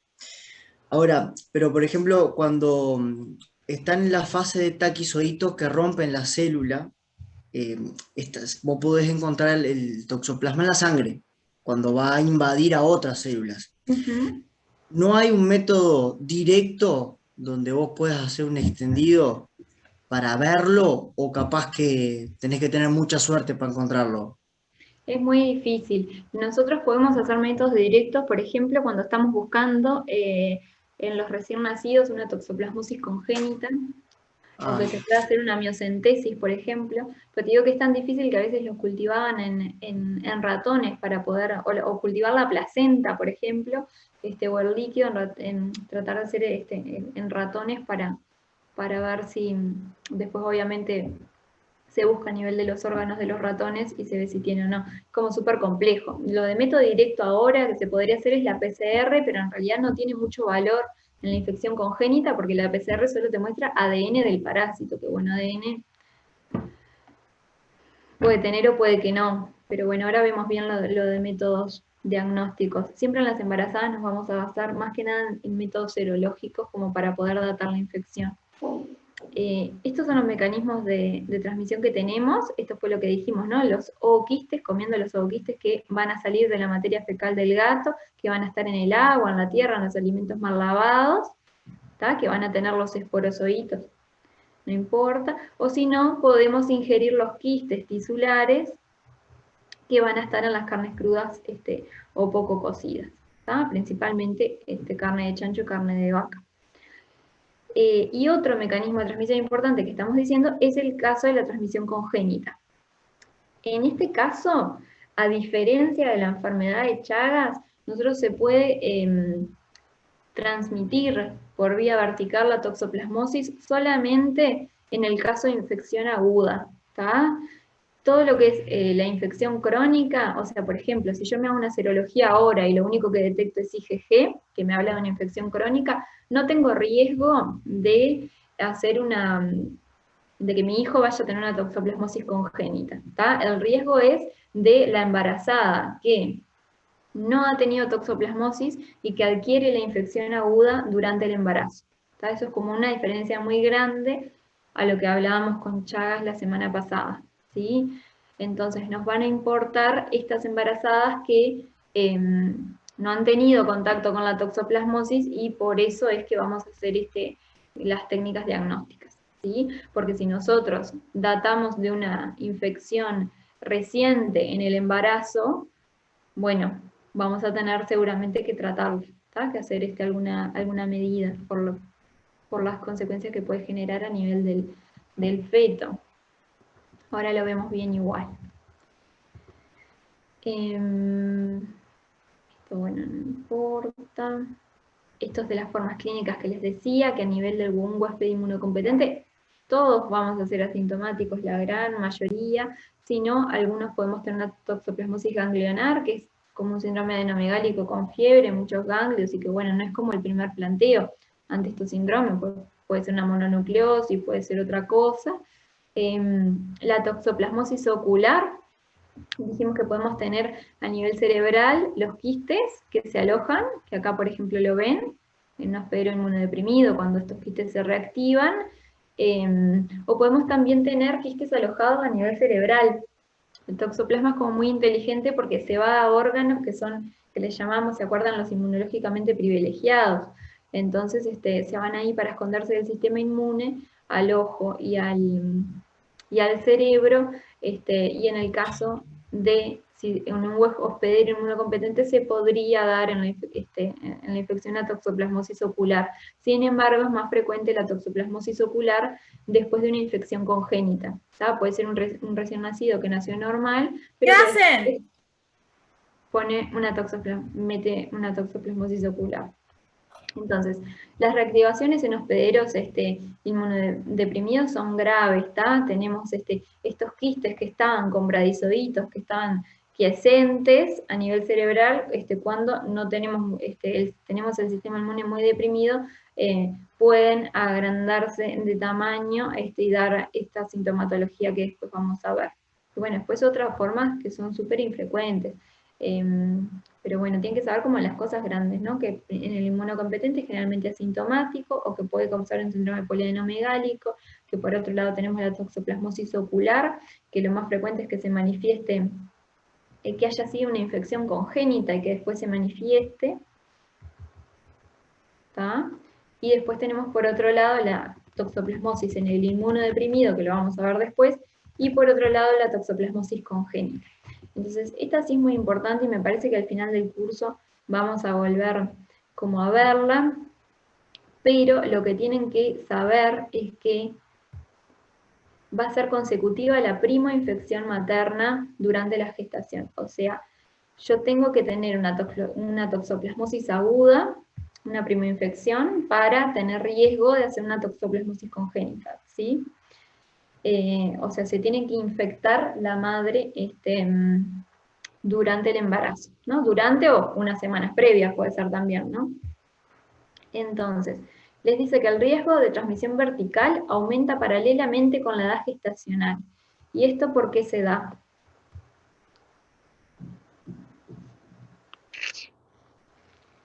Esto se da porque a medida que aumenta la edad gestacional sabemos que la placenta se forma, ¿no? Entonces tenemos mucho más riesgo de transmitir el toxoplasma en etapas mayores del embarazo, ¿sí? Que en etapas precoces, donde la placenta todavía no está tan formada, y va a ser más difícil el pasaje en ese caso. Pero, no veo qué dice pero después el riesgo de presentar síntomas al nacimiento es mayor cuando la infección se da en etapa precoz. ¿Y esto por qué? Porque si yo tengo la primoinfección en el primer trimestre del embarazo, cuando se está formando, está ocurriendo toda la embriogénesis, ahí vamos a tener riesgo de malformaciones. Entonces las consecuencias van a ser mucho peores si se da el contagio en los primeros meses del embarazo a si se da el contagio más al final del embarazo. ¿Sí? ¿Se entienden estas dos cosas? Sí. Sí. Entonces, ¿qué es lo importante? ¿Cómo tenemos que hacer diagnóstico? Tenemos que datar la infección materna, o sea, tenemos que ponerle fecha a la infección, tenemos que decir, bueno, esta toxoplasmosis, ¿en qué momento del embarazo pudo haber sido?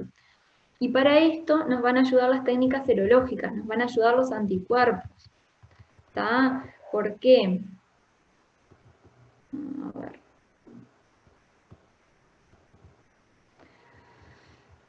Porque nosotros podemos, con los anticuerpos, ver más o menos en qué momento del embarazo tuvo la infección.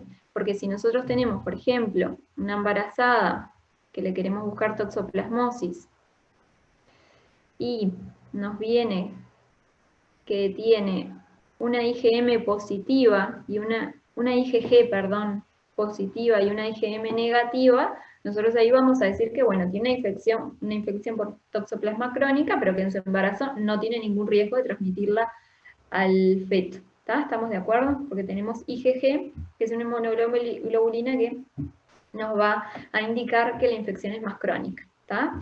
Siempre en estos test nosotros vamos a poder, pueden ser por ELISA, puede ser por inmunofluorescencia indirecta, por ejemplo, nosotros vamos a buscar estas dos inmunoglobulinas, la IgG y la IgM.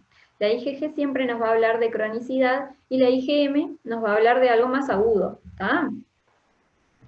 Vemos acá que se empiezan cada una según el momento de la infección, tiene como su propia curva y se empieza a levantar. Vieron que la IgG se empieza a dar un poquito como a las 3 semanas más o menos, acá, a las 4 semanas de la infección, se levanta, después genera una meseta y nosotros tenemos la IgG positiva durante toda la vida. ¿Tá? Ahora, la IgM, ven que se levanta de una forma más precoz, es esta que está acá punteada, más o menos a las 2 semanas de la infección. Hay algunas técnicas que las pueden detectar un poquito antes, se empieza a levantar la IgM hace un pico y después baja y después termina por desaparecer. Saben que acá ya a las 16-20 semanas ya tenemos muy poquito la IgM presente por esta técnica de inmunofluorescencia indirecta. ¿Tá? Entonces, si nosotros tenemos una embarazada que llega con una IgM positiva y una IgG negativa, nos va a estar hablando de que estamos en una infección que es súper reciente, porque no ha dado tiempo todavía para formar la IgG, ¿sí? Y esto es importante porque ahí, bueno, vamos a tratar de poner un tratamiento. No es lo más frecuente, generalmente cuando hay una infección durante el embarazo o el periodo concepcional, nosotros vamos a tener positivas las dos inmunoglobulinas, la IgM y la IgG. Y ahí es, bueno, como un problema porque tenemos que hacer otra técnica para poder más o menos decir, bueno, ¿fue más cerca del embarazo o fue un poco más lejana la infección? ¿Sí? Y para esto nos valimos del test de avidez. ¿Tá? El test de avidez lo que hace es en base a la IgG, nos va a indicar si esta infección es mayor o menor de 4 semanas, más o menos. Lo que mide la avidez es en realidad la relación, como esta relación de estrechez que se da entre el antígeno y el anticuerpo. Entonces, a mayor avidez, me va a hablar de algo más crónico, porque el anticuerpo se unió con mayor fuerza a lo que sería el antígeno, y a menor avidez nos va a hablar de algo más agudo. Es como si fuera una llave que encastrara con una cerradura, ¿sí? Entonces, cuando nosotros, por ejemplo, resumiendo, tenemos distintas técnicas serológicas y le hacemos a una embarazada, y esta embarazada nos presenta una IgG y una IgM negativa, para saber un poquito más, para poder acercarnos un poquito más al momento de la infección, podemos hacer un test de avidez de IgG que nos diga si esta infección cuántas semanas tiene. ¿Tá? Esto es importante porque, bueno, también nos puede dar un pronóstico de decir, capaz que la avidez es una rutina del primer trimestre y es una avidez alta, y bueno, capaz que ahí habían pocas chances de que ella se infectara, ¿sí? Igualmente, generalmente se pone tratamiento y bueno, y se espera y se hacen ecografías seriadas como para poder buscar si hubo alguna alteración a nivel fetal, ¿sí? Las técnicas más invasivas para demostrar infección en el feto se hacen en pocos casos y no son tan frecuentes, como decíamos, por ejemplo, la punción amniótica, y de ahí, por ejemplo, hacer una PCR, ¿sí? En lo que más nos guiamos después es en la ecografía. Entonces ven acá esto, ¿no? Diagnóstico de infección aguda en la gestante, tenemos que ver la seroconversión, o sea, tenemos que ver que haya una IgM positiva, detectar esta presencia de IgM, o la IgA también ayuda, pero yo que ustedes no le doy mucha bolilla. el aumento significativo de IgG específica, la baja avidez, una baja avidez de IgG nos va a hablar que la infección es más temprana. En el feto le vamos a ver los signos ecográficos sugestivos, que da mucho a nivel encefálico, puede dar malformaciones y calcificaciones. Y bueno, después se pueden hacer los métodos más invasivos que decíamos, la miocentesis, pero claro, la miocentesis saben que lleva también un riesgo, ¿no? Y que se hace a partir de determinada semana gestacional, entonces se trata más que nada de hacer un seguimiento ecográfico. Y después, cuando tenemos al recién nacido, tenemos otros métodos que hacer. Siempre, cuando hacemos la serología, un poco van a persistir los anticuerpos maternos, entonces podemos buscar anticuerpos específicos, y ahí, bueno, la IgM y la IgA del recién nacido, y comparar lo que son los anticuerpos maternos con el del recién nacido.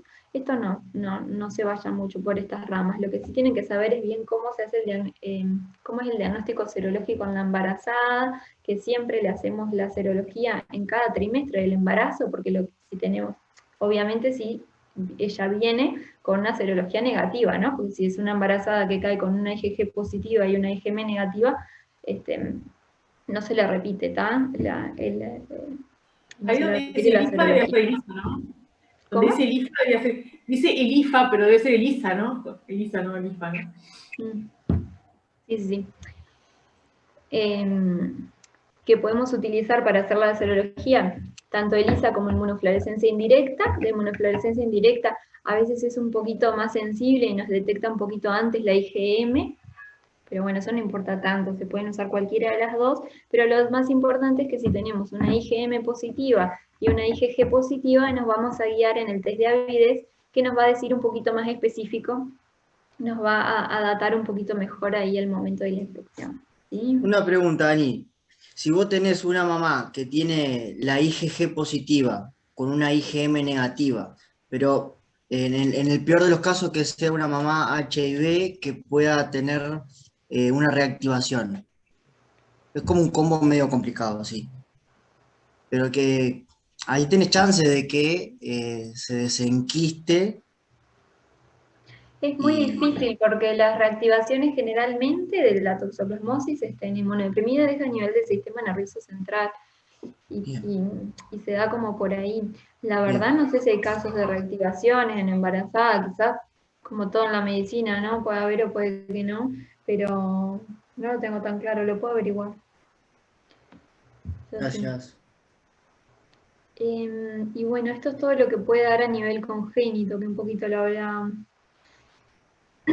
Es horrible, cuanto más cercano del primer trimestre de la infección, más malformaciones van a haber, y cuanto más avanzado esté el embarazo, ahí menos, y generalmente tienen síntomas mínimos, ¿no? de infección. Pueden no tener nada, que sea un recién nacido, que sea un recién nacido sano, pero que después, por ejemplo, manifieste una toxoplasmosis ocular. Eso sí puede pasar. Y bueno, no es la idea que sepan como muy profundo la toxoplasmosis congénita, pero sí que puede causar alteraciones graves, y que por eso es la importancia de la serología y la búsqueda en las embarazadas.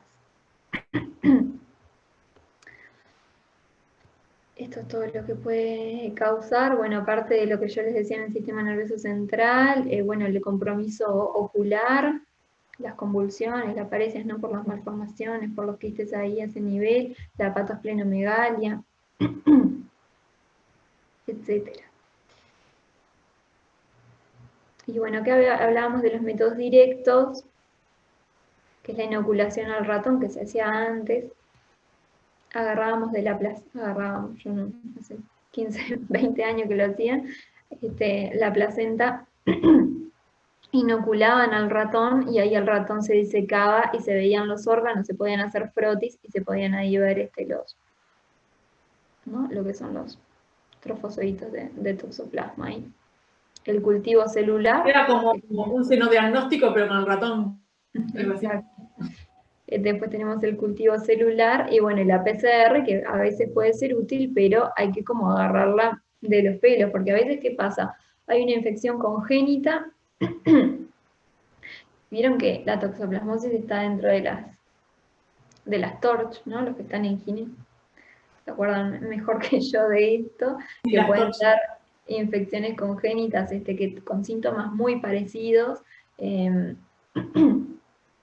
Entonces, bueno, ahí se intenta como hacer diagnósticos diferenciales y se puede buscar. Pero ya les digo, generalmente nos basamos de los métodos inmunológicos porque no son invasivos para el feto. En el inmunodeprimido lo vamos a ver después, pero obviamente el diagnóstico acá es más complicado porque no nos podemos ayudar con la serología, porque como dijimos son inmunodeprimidos generalmente de VIH con menos de 100 CD4, y acá la serología no nos va a valer, entonces nos ayudamos de estudios de imagen, como veíamos recién, los quistes de toxoplasma en el cerebro son como muy característicos, con un doble halo que realzan con el contraste, y que con esos, que generalmente son múltiples, con esa imagen se hace el tratamiento específico y tenemos un criterio evolutivo de diagnóstico, que es que la sintomatología haya remitido con el tratamiento, y a nivel imagenológico también los quistes, ¿sí? Entonces en el inmunodeprimido nos vamos a valer más que nada en lo que es la imagenología y en el diagnóstico evolutivo. Estos métodos directos en sangre o LSR, generalmente la punción lumbar está contraindicada en lo que son los procesos expansivos a nivel intracraniano, pero a veces se pueden ver meningitis aisladas, por ejemplo, y bueno, se hace la búsqueda en el líquido, pero esto una pregunta, ahí creo lo que dije en humor acuoso, pero ahí te sacan humor acuoso del ojo porque... Del ojo, sí, del ojo, sí. Sí, en el ojo el diagnóstico lo hacen los oftalmólogos, creo que acá hay una imagen, es súper específico lo que ellos ven en la lámpara de hendidura, es súper específico. No tengo idea, pero se ve este exudado como algodonoso ahí a nivel... Ah, ¿pero lo ven con un aparato de óptica o sacan o sacan el líquido de ahí? No, lo ven ellos. Esta imagen clínica, ¿no? Para no hacer la toma de la muestra, que sí, imagínense por lo que debe... Porque la muestra debe ser horrible, me parece. Horrible, sí, exacto. Sí. Entonces ellos viendo esta imagen es como súper específica de toxoplasmosis ocular.